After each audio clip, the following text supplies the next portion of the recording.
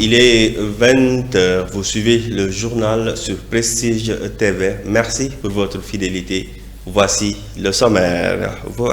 La région de Thiès a célébré la 42e édition de la journée nationale de l'arbre comme partout au Sénégal. La cérémonie a eu lieu dans la commune de Keur Moussa. Seynabou Diouf nous en dira plus. La gare routière de Thiès a fait peau neuve après l'opération de nettoyage citoyenne initiée par l'association des ouvriers de Thiès.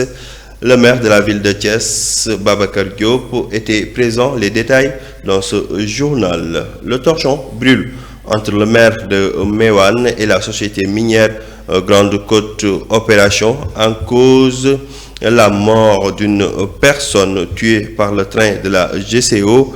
Le maire, Cheikh Sall, sera dans ce journal. L'actualité internationale sera présentée par Warren Dion. Tels sont les titres dans un instant de développement.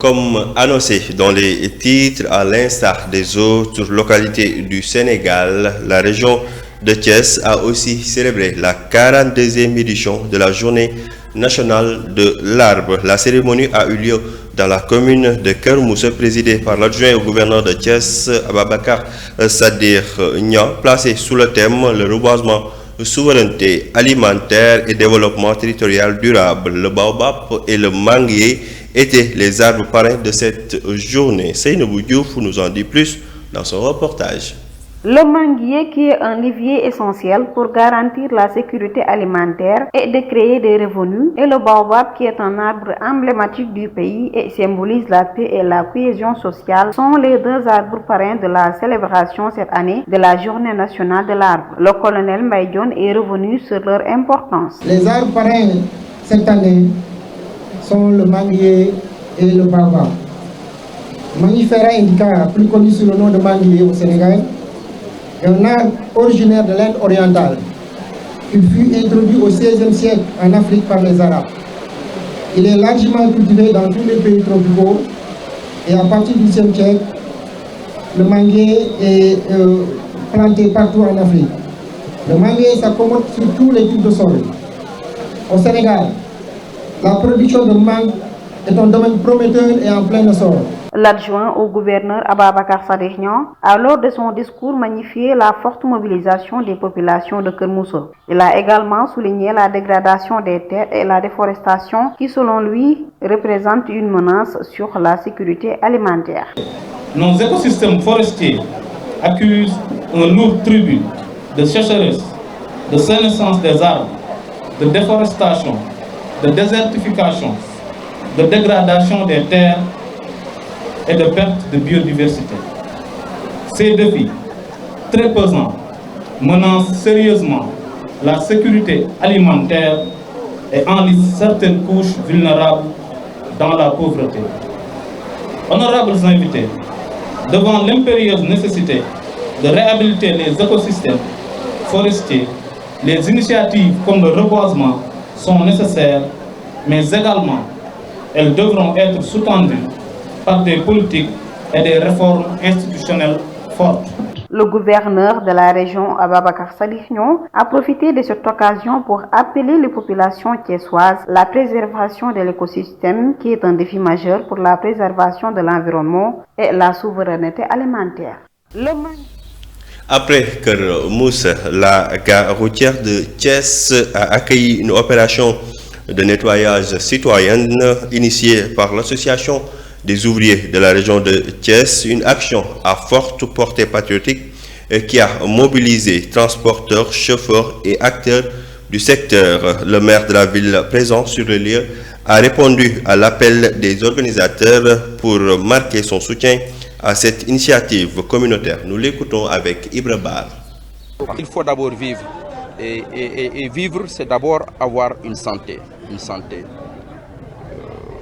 Dans cette ville, dans les cadres, lorsque vous êtes en contact direct avec les populations, les quartiers populaires, vous vous rendez compte de la fragilité, de la précarité sociale, économique. Beaucoup de gens meurent parce qu'ils n'ont pas les moyens de se soigner.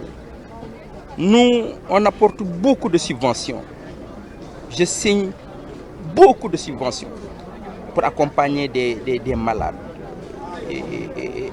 Et il nous fallait une réponse institutionnelle. Et aujourd'hui, avec la couverture sanitaire universelle, je salue au passage le DG qui a fait le déplacement. Nous avons signé une convention. Ces services au niveau de Thiès, nous avons après tenu une réunion. Aujourd'hui, ça évolue très bien. Monsieur le maire, en tant que président des ouvriers de la région de Thiès, nous avons sa teewaay ci activité yu nga xamanteni ci ñu koy def parce que 2024-2025 l'association des ouvriers de la région de Thiès a réfectionné une vingtaine d'écoles à Thiès gratuitement avec ses propres moyens. L'association a réfectionné plus de 6000 tables bancs yo xamanteni fi lañ ko defar Thiès te kenn accompagne. Après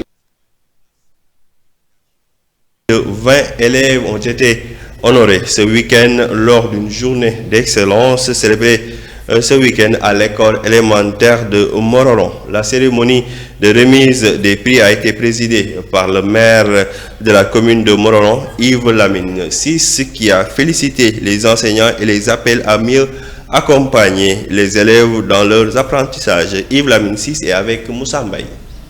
En ce 2 août, jour mémorable, nous avons décidé d'organiser la fête de l'excellence dans le secteur de l'éducation et de la formation professionnelle. C'est l'occasion de féliciter les 175 récipiendaires et d'encourager tous les autres élèves à la persévérance. Nous remercions également les ministères de l'Éducation nationale et de la formation professionnelle à travers les services déconcentrés ici présents. Nous voulons citer l'IA et l'IEF. Nous remercions tous les chefs d'établissement, les enseignants et le personnel d'appoint. Chacun de vous a contribué à sa manière à la réussite de ses enfants. Nous avons le devoir moral de relever quand même un cas qui n'est pas positif. Il s'agit de l'école de Koloban Tchomban, où l'enseignant du CM2 avait seulement 12 élèves en charge. Malheureusement, seuls 3 ont réussi au CFE. Nous demandons à tous les enseignants à plus d'engagement et aux directeurs à plus de veille et de suivi rapproché.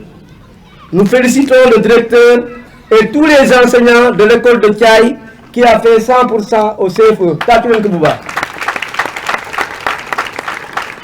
Nous félicitons aussi le CEFPT de Morolan, le centre de formation de Seine, qui a obtenu 100% au CAP pour la filière agriculture avec une mention très bien.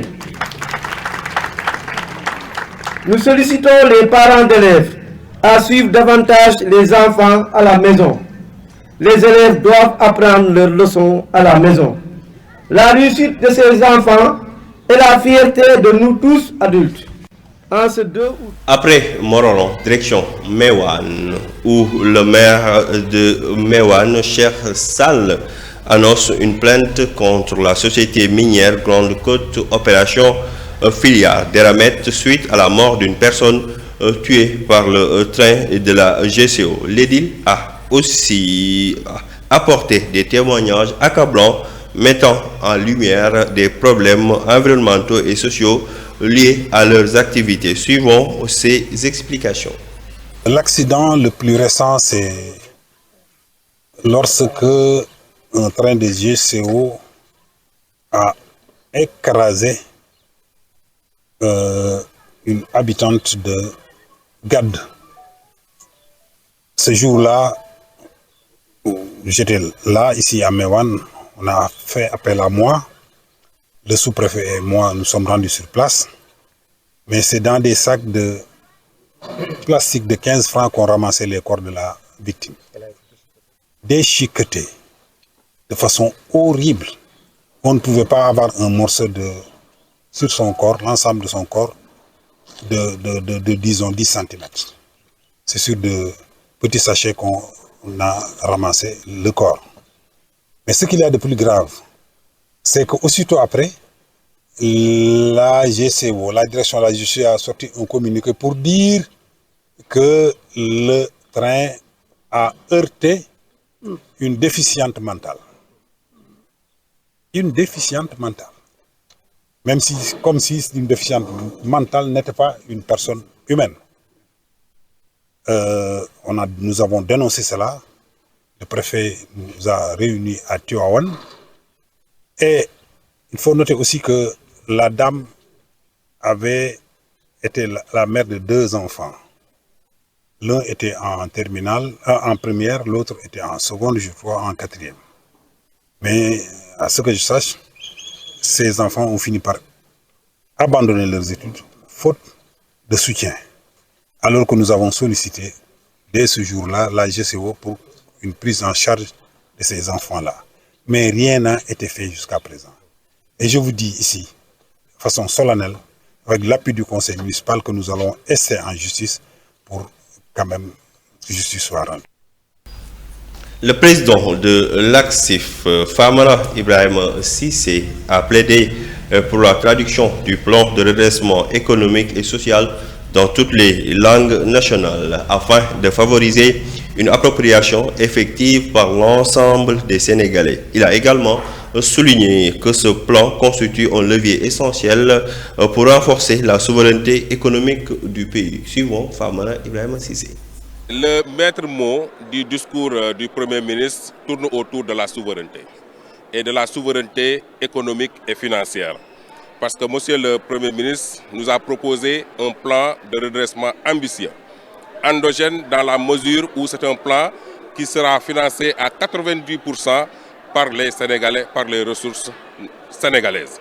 Donc c'est une ambition, c'est une innovation, d'autant plus que tous les plans qui ont précédé ce plan ont été financés soit par le FMI, par des partenaires extérieurs. Mais compte tenu du contexte extrêmement difficile, du contexte international difficile, avec l'aide qui s'est rétrécie, avec le FMI qui ne donne plus pratiquement, qui refuse de donner, avec notre note de notation, avec les agences de notation qui ont baissé notre note sur le marché financier, c'est tout à fait évident que nous endetter sur le marché financier va nous coûter excessivement cher.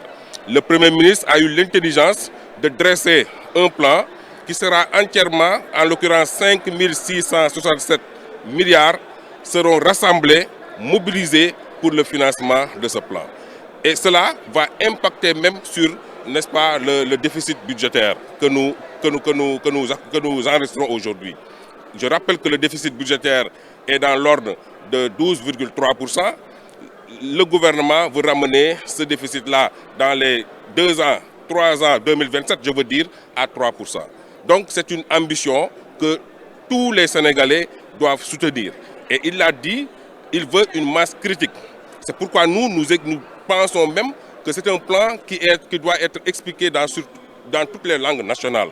Parce que les Sénégalais doivent s'approprier de ce plan-là, parce que c'est un plan qui aura des externalités positives sur le Sénégal.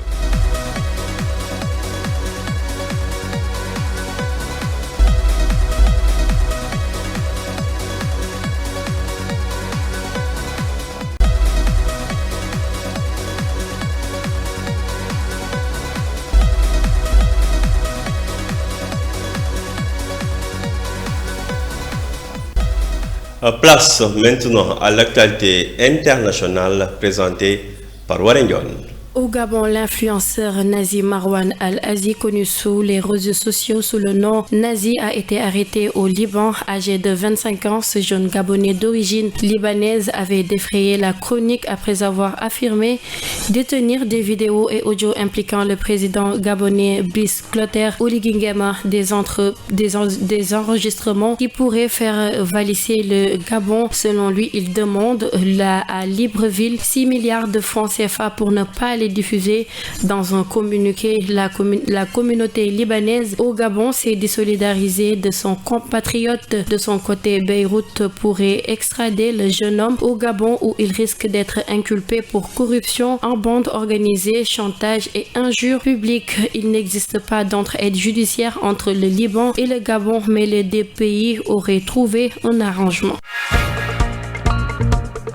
En République démocratique du Congo, ce week-end, le secrétaire général du parti Franklin Chiamala a brisé le silence. Matata Ponyo a quitté le pays. Ce dernier a repris contact avec son parti politique. Il affirme avoir été contraint à l'exil par le pouvoir en place.